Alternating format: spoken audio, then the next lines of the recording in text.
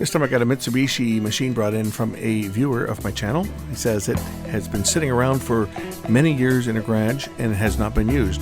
Didn't know the condition of it, didn't want to check it out, just said, see what's wrong, see if you can get it to work. I said, sure, no problem, bring it on over, we'll take a look. So, let's see if this one can be made to work. Now these machines weren't too bad, they weren't Mitsubishi's best, but they certainly weren't their worst. This is, I believe, a 2-head hi-fi machine. This time I have a really old Mitsubishi VCR. I don't know anything about this. This is an HS402. Looks like it's been seen better days. This was apparently sitting in a garage for eons. You can tell that that's probably quite accurate because it's got dead spiders on it. But I don't know anything about it. I'm going to pop it apart. I was asked to have a look at it and see whether this thing can be saved. The fellow that owns it also does not want to spend much money on it. He just asked me to take a quick peek at it, see whether it was something that was minor. Missing a screw already. That tells me somebody's been into it. And I said, yeah, I'd look at it, and if it's something that's minor, then maybe we can get it to work. Otherwise, I've been told just to scrap it. All right, let's. This is a aluminum chassis on this one. Belt drive. It's missing a belt for starters. Well, I guess it's not going to work without that belt. I'm sure I've got one that I can throw on here, but the loading belt is completely missing. This used a loading motor. It had two belts. One drove the cam assembly and the other one drove the loader. And this is a hi-fi machine. This must be one of their earlier hi-fi machines. Okay, let me see if I can first of all find a belt for that. I might have one kicking around here. It's got to kind of look through my scrap belts. See if I've got one that'll fit. I guarantee I won't have the exact one, but I might have one that will work. I was just kind of inspecting this, and when I went to turn the drum is stuck. Okay, now it's turning. I wonder if the rotary transformer is shot on here. It was stuck there until I give it a turn, and it was really quite stuck. Now it seems to be, maybe it was just the bearing was stuck. It's hard to tell. I'm wondering if I can load this up manually. I'll throw a tape in it and I'll turn it in manually and just see whether it will work, go through the motions. I don't know if I've got a belt or not. I might have one in here that will fit. I'm certainly not going to order one in. It's not worth it. You know, even if it was only the belt that was bad, if I don't have one, it's not worth it to bring one in, because a belt would cost me, it's just one belt would cost $10 by the time it gets here. You know, by the time it's mailed out, it would be at least $10. And something like this is not worth, well, the VCR is worth maybe $20. So it's got to be something that I have that I can put on here. If I've got one that will fit, it's got to be one that I can put on and see if it works. This is also an idler driven unit that drives the tape spools, so it's possible that the idlers themselves is also in rough shape. I think this belt might be one that might fit it. Let's see if I can fit this in here. The fact the belt's missing, though, is telling me that someone else has been into this. Maybe somebody else looked at it and tried a belt in it and it didn't work, and then they pulled the belt and gave it back to the guy that stuck it in his garage. Totally forgot about it, found my YouTube channel and contacted me out of the blue and asked me if I would look at it, and I said sure, bring it on down. But again, there's no money in this type of repair. And same with all VCRs, there's nothing. Not anymore. There was, back in the 80s, there was lots of money being made in VCRs, but no, has not been for a very long time. Unless they're specialty machines, like the beta machines can still, you can make some money off of them because people are using them for archiving and you can't get them, and their machines are hard to find. So there's a little bit of room on the old beta machines, but VHS, no, forget it. They're a dime a dozen. That's way too big, that one. I don't know if this belt's going to fit or not. It might be on the small side, but it might be good enough just for getting this thing to thread.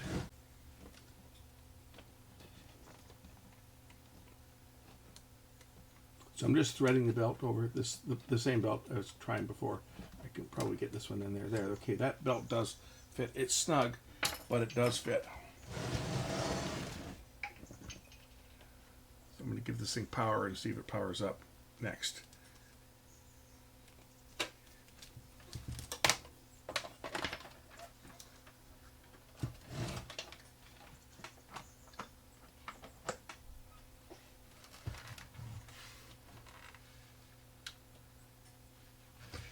Well, it turns on.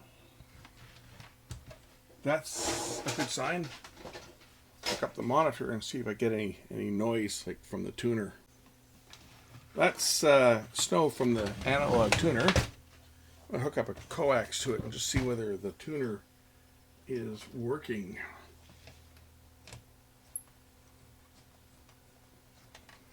That's from my in-house system, channel 4. So that part works. That's good. Shall I try loading a tape?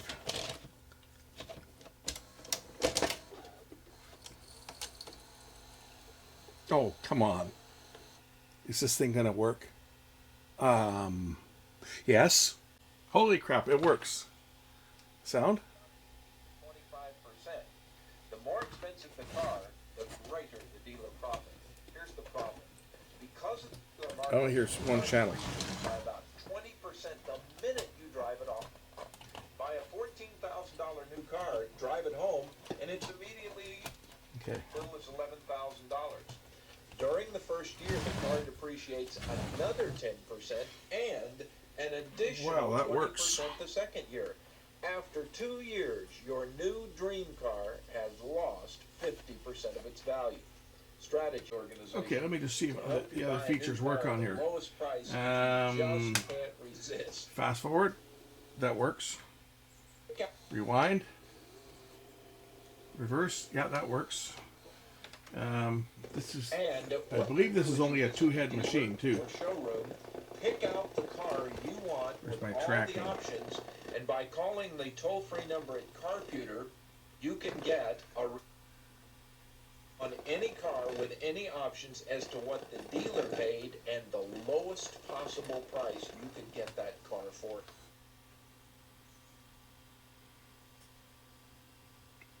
Yeah, this machine is I believe it's only a 2-head machine. Let's just eject the tape and see.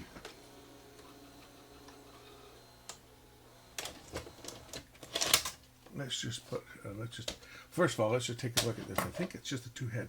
It's a hi-fi machine, so there'll be 2 heads for hi-fi, and there'll be 2 heads for the picture. I think it's only a 2-head. Maybe it's a 4. What do we got here? Let's count the number of heads this thing's got. Okay, so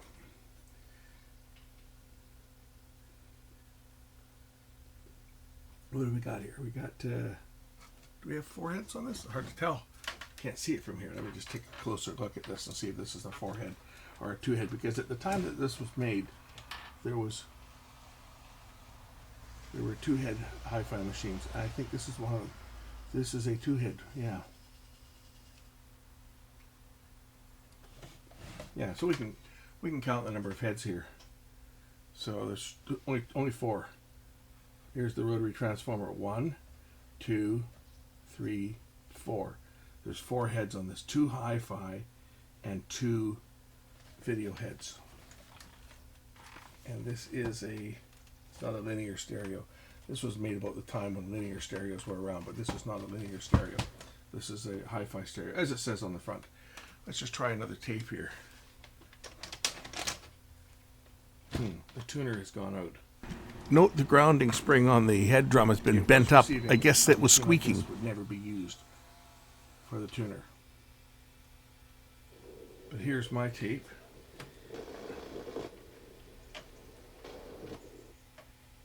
And you can tell it's a two head because I roll the tracking, it'll go right to nothing. I get the plasma interference on here as usual. But you see, if I roll the tracking control, I can roll it right into the guard band between the tracks. A 4-head machine with a wider head, you'd see a picture, but being a 2-head machine, when I roll the tracking, I can get right into the guard bands. But the hi-fi is working.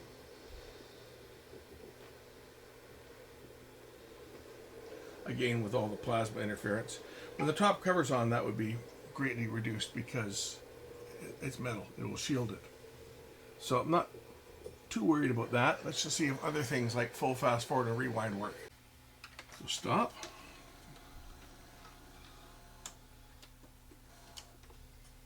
Oh, wow, rewind works. The idler's in good shape. Oh, well, that kind of slipped a bit there, but it's going. How about fast forward?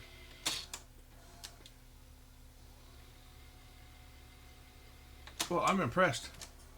I figured for sure that this machine would be beyond repair, especially when it comes in with a missing belt and a missing screw.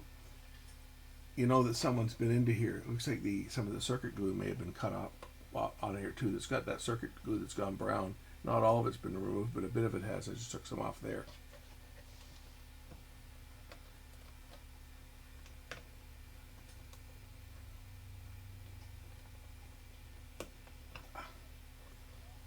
This is working.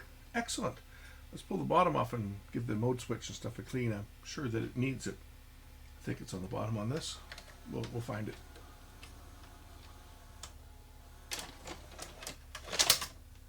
Because it certainly will need the mode switch cleaned. Well, you can sure tell someone's been into here. Someone chiseled away or cut away the black base. I guess to get in here, maybe there was a connection or something that was bad. Is this where somebody's been in here for sure. Somebody's greased it. It's got white grease on it. I don't know the history on the machine. All I know is that it was brought to me in unknown condition, and the fellow that owns it, he's a viewer of my channel, contacted me a couple of weeks ago, and I told him I would be on holidays, so I'd be back this week. So he contacted me again on Tuesday when I was on my way home, and I said, hey, you can bring it by Wednesday or Thursday, and I'll take a peek at it.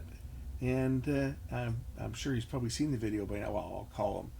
But at this point, I mean, this machine's working. We're going to clean this mode switch. This has never been done on this one. These ones are more of a pain in the ass to work on. I'm going to unplug the power. What I do on these ones, because I don't want to have to retime everything, there's a little pointer on here. I'm just going to mark that, put a scratch on the little circuit board here. Mark the point where it is. There we go. So now I know where it is, and we'll remove the mode switch.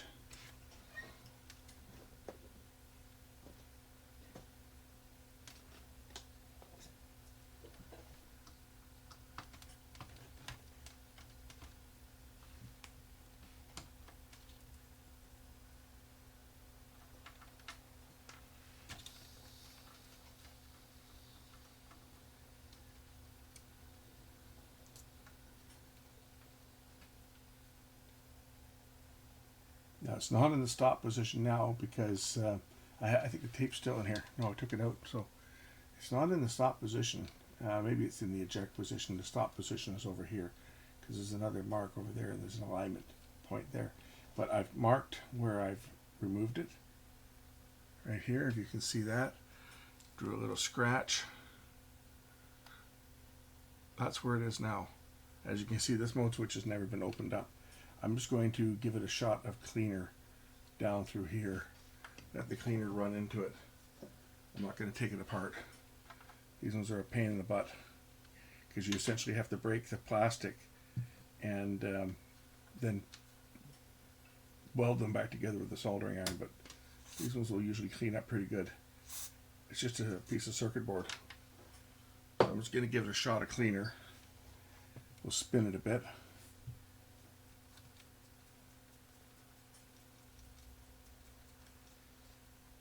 Bring it back to its home position where I marked it, and put it back in.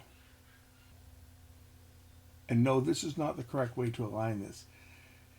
You have to put the cassette basket down and you turn, there's a timing mark on here, and it lines up with this groove here, and this pointer lines up with this groove here, like that. But the mechanism is not in the stop position now. I have to actually load the cassette down. It's the stop position is, this is ejected, it's in. Stop position, you have to load the cassette basket down and turn it for the alignment point to line up. But it's okay, you can do it this way as long as you mark the mode switch where you start. You can do it this way.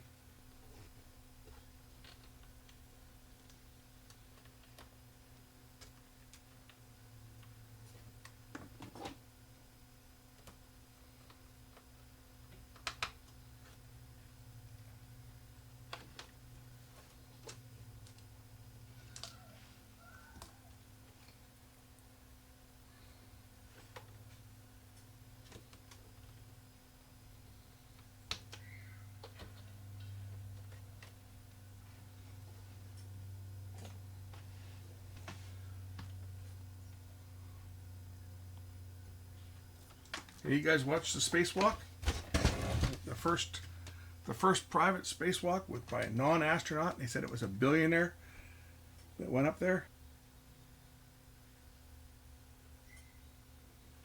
Everything else looks okay on here. I don't know why that drum was sticking. Maybe just something in the bearing was stuck, because it was solid and it was kind of crunchy, but it appears to be okay. And grease-wise, it looks fine. Okay, there it is playing.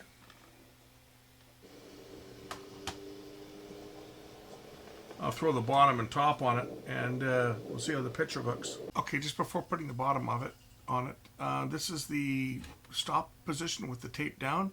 You'll notice that you can see through this hole. There's a hole through this gear. There's a hole there below that will line up with that, and there's a hole down here that you can see right down here. Can you guys see it? See the hole there? Lines up with that slot, and then there's a hole down below there, and the arrow now here is pointing across at here. That's stop position. Where I was eject, so you have to have a tape in it. That's how you set up the alignment for mechanical timing on one of these machines. Okay, the top's on here now. I guess this plasma is still going to cause a bit of interference because it's sitting so close to it, but that's the problem with plasma TVs and the old VCRs. The head amplifiers are pretty sensitive. If I put this on the CRT set, which I can certainly do, that interference will not be there. So let's throw it on the CRT. There it is, playing perfect on the CRT.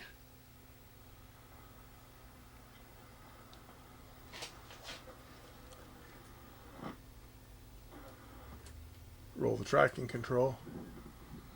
Looking good. As good as I would expect a machine this old, because this is from the 1980s. This is an early hi-fi machine by Mitsubishi. It's only got 2 heads for video. So in other words, freeze frame's no good on it, unless you're in the EP speed. Same with the search, will have bars, noise bars in it. But it's functional, and that's what I was asked to check out. Put one belt in it. That got it working. Clean the mode switch. Got it working. Just going to clean the heads on it now and finish it up. And I'll say thanks for watching. We'll catch you in the next one. Bye.